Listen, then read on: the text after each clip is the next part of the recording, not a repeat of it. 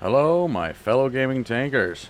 I am back with an actual video concerning World of Tanks Modern Armor, not just a short. And because it's a World of Tanks Modern Armor video, that means we must have the Wargaming Prayer.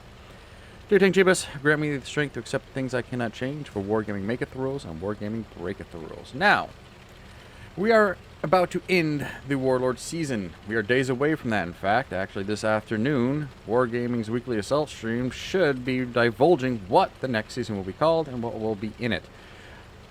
I might cover that later on, I might not. We'll see. But for now, let's focus on what is going to end and what has been the Warlords season.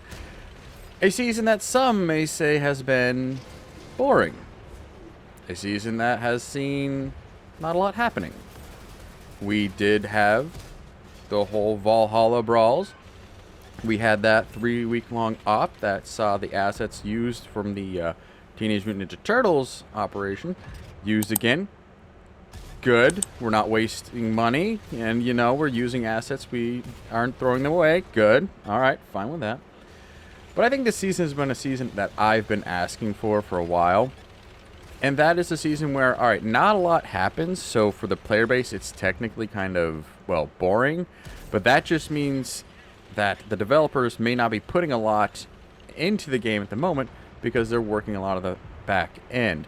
We saw some of that when they did the test where they took out a bunch of maps, large maps from Cold War, because they were addressing the whole server lag issues, teammates loading in well after the match had started, sometimes 30-40 seconds later, and suddenly, oh, the rest of my team's loaded in. I'm already halfway across the map engaging the enemy, and the final 3 on my team are now actually here. The problem with that, of course, was they may still be correlating data. I don't know, but we didn't learn a whole bunch from the results of that, so that could be just information they will be using for a future update, maybe middle of the year, or if things really get bad, that might get pushed to the forefront, but they at least started somewhere and are trying to figure out where they need to go next. I'm speculating that. I'm hoping for that. Things at Wargaming Chicago division do take time to move forwards, to the left, to the right. Sometimes backwards, although they seem sometimes getting set backwards is a little too easy for them. Now, also we had the final Cold War tech tree line brought in, the Japanese tech tree line. I have nothing to say about that. I will not be grinding that because once I'm done with the T-72M line, I will just be playing the game in other ways, i.e. playing the tanks I already have so I can enjoy them and not just keep losing silver and not having free XP, which is now a viable option for buying some tanks, brand new tanks. So yeah, I'd like to experience the other half of the game, you know, actually playing it, not just grinding it. Well, tank lines anyway. So that's the last tech tree line for Cold War. I do believe World War II is still expecting 2 more tech tree lines. I have no idea what those could be, although we are most in the community are certain they will be American. Will they be the WoT tanks? Maybe. If it is, what will the dual track mechanic look like? Will it have dual tracks? We don't know. It's speculation. We'll find out more. All I know is next season does fall on July 4th, and if there's an American tech tree line, our birthday would be a great time to release a tech tree line that's American. So we also saw some people like very happy, and others like, oh god, the greed. Warhammer and Girls und Panzer came back. Not surprising, these are still 2 IPs that are doing quite well, still quite relevant, still quite popular. And Warhammer, I say popular, Warhammer 40k, Warhammer in general, is at its most popular it's ever been. There is a potential for a Warhammer movie with a certain hunky British man who was Superman and still couldn't beat up a like 60-year-old Ethan Hunt. Anyway, they're back. People complain about the prices, but that might change. I don't know. UK's got rulings. I don't know what that'll do. They're working on it, but at the same time, neither of those IPs interest me, mostly because I can't watch Girls in Panzer right now. I'm not streaming that service. Alright. So moving on. The new Tanker program and Tanker Reward program will... Well, the beginnings of the end are being hinted at. And all that will basically be coming into in 2026. You will still be able to collect points right now. But those programs are going to be coming to an end. Why? Because the one thing that Wargaming from Chicago is most excited about, regiments. Yep. That is probably going to be the big in-game thing for this year, for next year. We're not sure, but this is going to be what they're taking away clans and replacing with the regiments. I'm fine with the name change. Now, why are they finally doing this?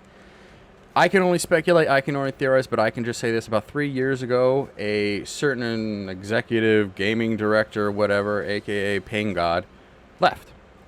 And as I said earlier, things take time with Wargaming, and it certainly does take time with World of Tanks Mod and Armor. And I think when he left, so left the idea that clans weren't important. And now we have a new team with a vision of making this, with trying to make World of Tanks Mod and Armor at least have the correct essentials for being a live service game, which is proper map boundaries, which they've at least addressed need to be fixed, and they haven't. And also that the more competitive and more community-based side of the game really hasn't been supported. So regiments is them, it also is them doing that and bringing it into games so you don't have to go to a third-party website.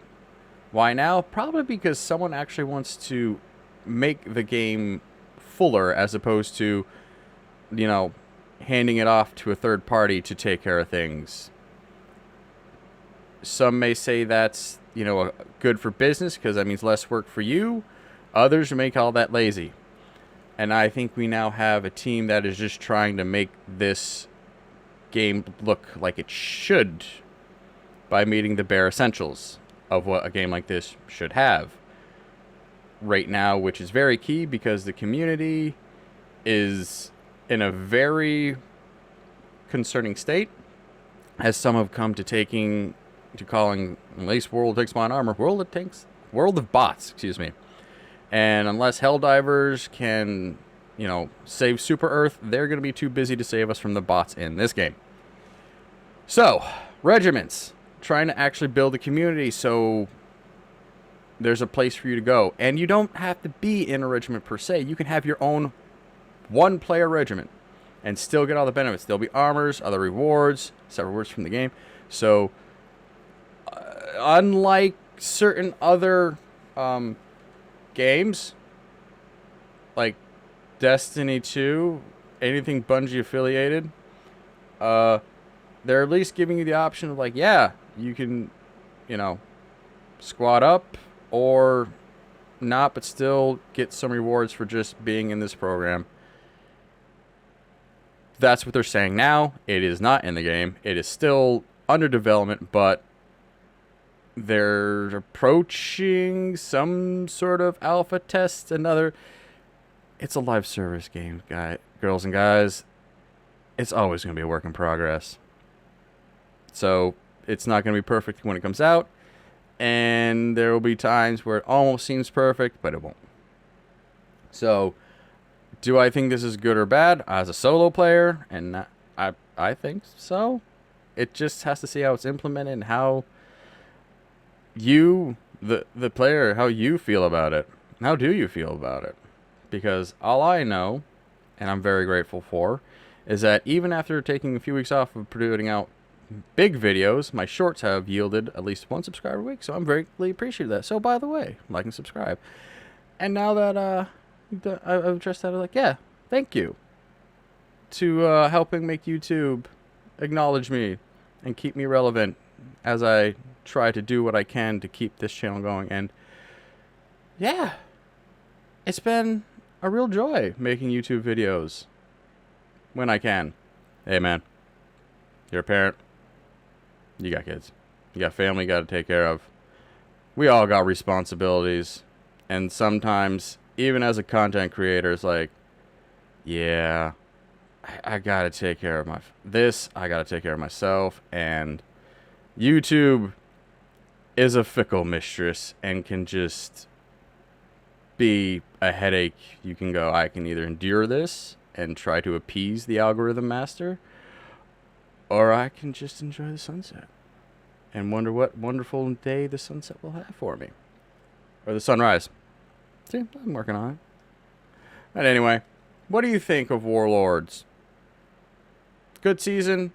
Or is it a season that you think will have a lot of potential for the future? A future that could be very far away. Because, like I said, they take a while. Or, what I'm also a little bit worried about is they will do tests. They will do things. They will run little projects.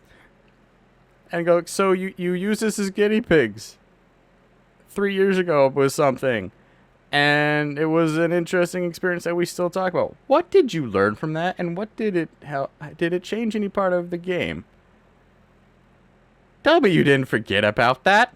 You didn't forget, right? We didn't forget. We endured your crap. Please. Please make our efforts in torture worthwhile. We do. I really enjoy the game. Okay, we really do enjoy the game. Well, comment down below, like and subscribe. Hope for the best. Hope you keep your trucks in the ground and RNGs in your favor. And let's try to look forward to the rest of this year. At least we'll have Metal Fest, right? Horns up for Metal Fest 2025. Well, I'll see you in the next one. Bye.